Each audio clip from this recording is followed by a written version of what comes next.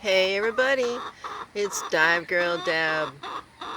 My friend Kiki, who's doing bee venom therapy, put out a video last week and asked people, what are you doing for the bees? Well, I'm going to give you an idea of what I'm doing for the bees, and we're looking at it. So this used to be a lawn years ago.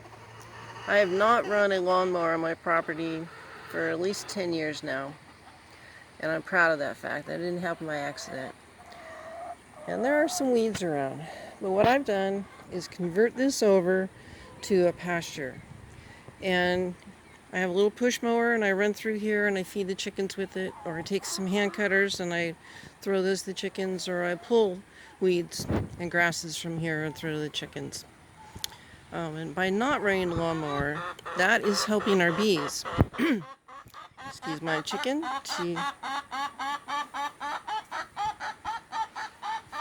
has quite a lot to talk about. But by not running a lawnmower, I'm helping our bees because they don't like the noise, they certainly don't like the vibration, and they like having fresh air. Now the other thing that I've done is to plant part of this old lawn in clover. Now this is a, a red clover, and the blossoms actually end up kind of pinkish.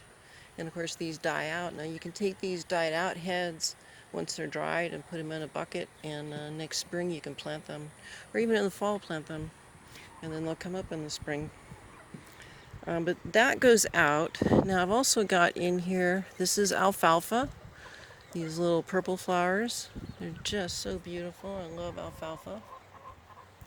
And alfalfa, of course, is a really great crop for the chickens. But it's a legume, great nitrogen fixer.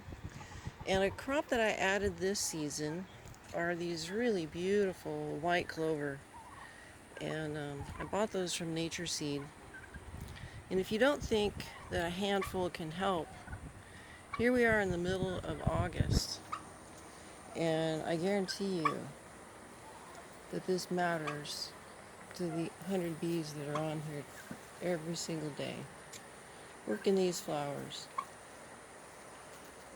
You know? And that is so much fun to watch them doing their thing, cruising around, finding nectar. And there's, not just honeybees from my hive, which is right there, but there's wild bees, there's bumblebees. Look at her. Isn't she beautiful? Yeah. So it's all different species of pollinators. And there's also a crimson clover.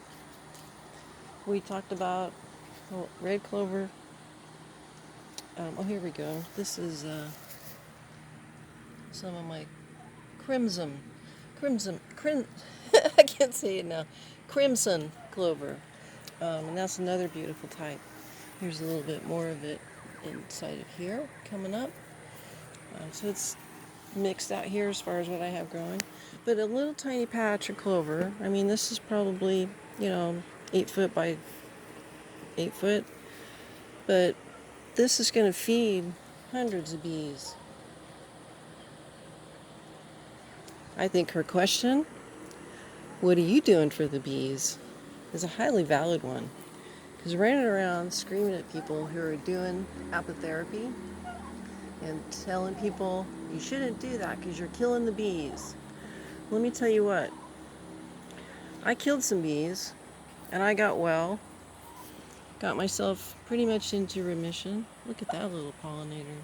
See, it's not just my bees. All kinds of critters come here. And she's carrying pollen.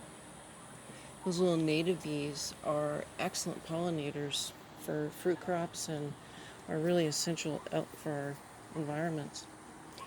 And a honeybee lives about 6 weeks. And so, yeah, I killed about 10,000 bees, and then I became a beekeeper. And that one hive box over there, because it's a really robust hive, I'm guessing there's 80,000 bees in there right now. And I'm planting crops like this. My gardens are organic. And I'm doing everything I can to help bees in my area. So what are you doing for bees? Great question, Kiki. I love you, dear.